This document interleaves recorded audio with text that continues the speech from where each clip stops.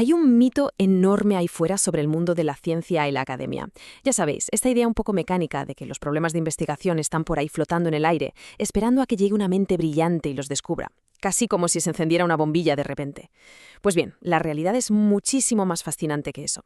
Construir una pregunta de investigación no tiene nada de accidente, ni de acto mecánico. Es un proceso súper activo, riguroso y sobre todo profundamente humano. En esta explicación, basada en el exhaustivo análisis de Juan Camilo Arias Castrillón, vamos a desmontar todo este proceso. Vamos a ver cómo exactamente pasamos del caos absoluto del mundo real a un discurso académico perfectamente estructurado.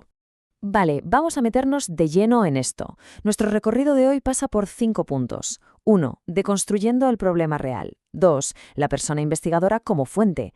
3. Los criterios para formular problemas. 4. Los 3 tipos de razonamiento. Y 5. Los paradigmas de investigación. ¡Alio! Empezamos por el principio. Punto 1. Desconstruyendo el problema real. Porque claro, cuando alguien empieza a investigar, lo primero que se encuentra es que el mundo real es un caos. Es ruidoso, es confuso y todo está mezclado de una forma abrumadora. Y aquí es donde entra una distinción que es absolutamente clave. Fijaos, por un lado tenemos el problema real, que es el fenómeno tal cual, pasa ahí fuera. Arias Castrillón lo compara con muchísimo acierto con el noúmeno de Kant. Es decir, la cosa en sí misma, tal y como nos llega a los sentidos antes de meterle un filtro lógico. Es literalmente inabarcable de golpe. Por eso tenemos que saltar al otro lado, la problemática. Esto es coger un fragmento muy concreto de ese problema gigante. Pensad, por ejemplo, en la drogadicción. Ese es el problema real, inmenso, pero la problemática cambia por completo según las gafas con las que lo mires. Si miras desde la biología, te vas a centrar en la química del cerebro. Si miras desde la psicología, en la función mental de la sustancia.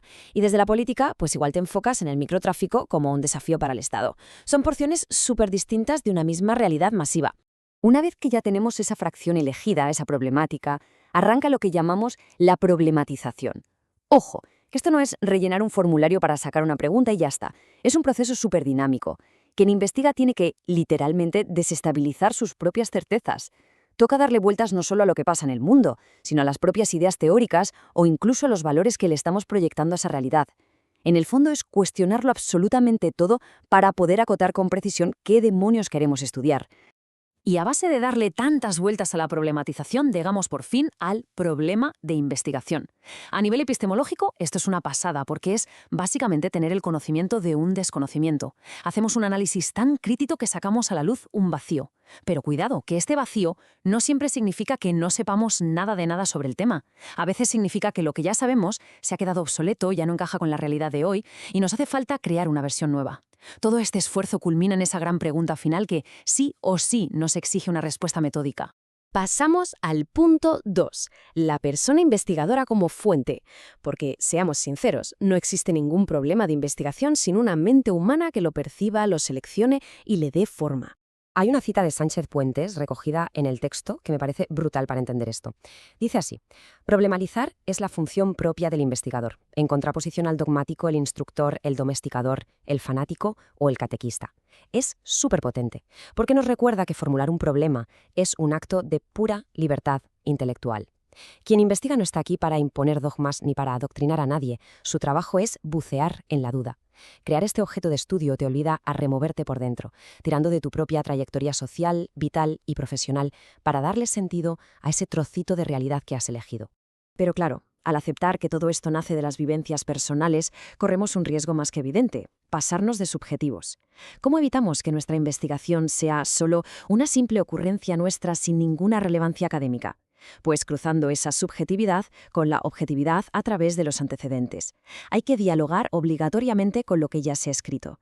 Revisar la literatura te asegura que alguien más en la comunidad científica se ha hecho preguntas parecidas, confirmando que tu vacío es real. Básicamente es la forma de no reinventar la rueda una y otra vez y de conectar tu curiosidad individual con el avance de toda la ciencia.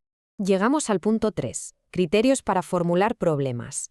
Ya tenemos claro que el origen es humano y reflexivo, así que toca aterrizar los conceptos. Vamos a ver los planos exactos de esta obra. El punto crucial aquí es seguir a rajatabla estos 4 criterios. Son innegociables para que esto funcione. Primero, la descripción del fenómeno. ¿Qué está pasando exactamente? Segundo, el desequilibrio. ¿Por qué eso que pasa supone un problema? Aquí es donde sacamos los datos, los antecedentes y las cifras que demuestran la gravedad del asunto. Tercero, el espacio y el tiempo. ¿Dónde y cuándo está ocurriendo? Hay que justificar por qué nos centramos en un país concreto o en un año específico, para que el tema sea abarcable. Y cuarto, los sujetos. ¿Quiénes están metidos en este lío? Obviamente no es lo mismo estudiar el impacto de las redes sociales en adolescentes de secundaria que en personas jubiladas. Si cumples estos 4 pasos, tienes tu objeto de estudio súper delimitado y listo para la acción. Punto 4. Los 3 tipos de razonamiento. Y es que para juntar todas estas piezas, para conectar la teoría con la realidad, necesitamos un buen motor. Y ese motor es la lógica. Aquí tenemos el clásico dúo dinámico de la ciencia. Empezando por la izquierda, el razonamiento deductivo. Este va de lo grande, de teorías gigantes o premisas universales, y va bajando hasta inferencias muy específicas para comprobar si de verdad se cumplen en el mundo real. Básicamente, busca confirmar verdades. Por el contrario, a la derecha, el razonamiento inductivo hace justo lo opuesto. Empieza manchándose las manos de barro en las observaciones del día a día, buscando patrones y irregularidades sin ideas preconcebidas para poco a poco construir una teoría general. Vamos, que dependiendo de por cuál empieces, el viaje de tu investigación cambia de la noche al día. Y luego está una tercera vía que le da un toque chulísimo a todo esto, el razonamiento abductivo. Pensad en esto como si fuera el trabajo de deducción en la escena de un crimen. Si tienes una regla general y ves un resultado concreto, pero resulta que no estabas ahí cuando pasó todo y no tienes acceso a la historia completa, tu mente reconstruye el caso sacando la causa más probable.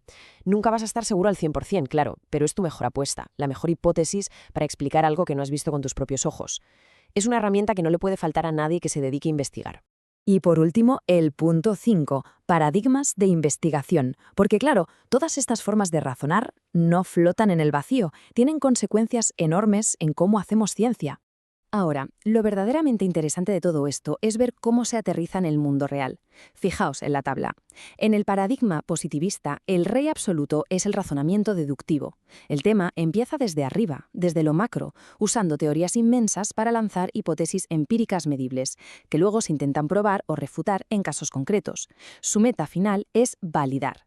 Pero si nos vamos a la fila de abajo, al paradigma interpretativo, la cosa cambia. Y el que manda es el razonamiento inductivo.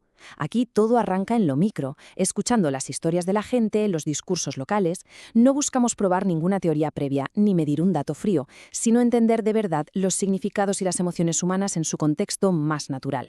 Después de pegarnos todo este viaje, desde el ruido caótico del mundo hasta las estructuras más milimetradas de la academia, es imposible seguir pensando que formular una investigación es rellenar un papeleo aburrido. Es pura arquitectura intelectual. Exige mojarte éticamente y un rigor técnico brutal. Así que, viendo la inmensa cantidad de recortes, decisiones y enfoques teóricos que hacen falta para transformar algo tan crudo en un problema académico de primer nivel, me gustaría despedir esta explicación dejándoos con una pequeña bomba para la cabeza. Ante los ojos de la ciencia, quien investiga simplemente aparta una cortina para descubrir una realidad que ya estaba ahí, o a través de su lenguaje, su razonamiento y sus decisiones, está literalmente construyendo esa misma realidad. Ahí lo dejo.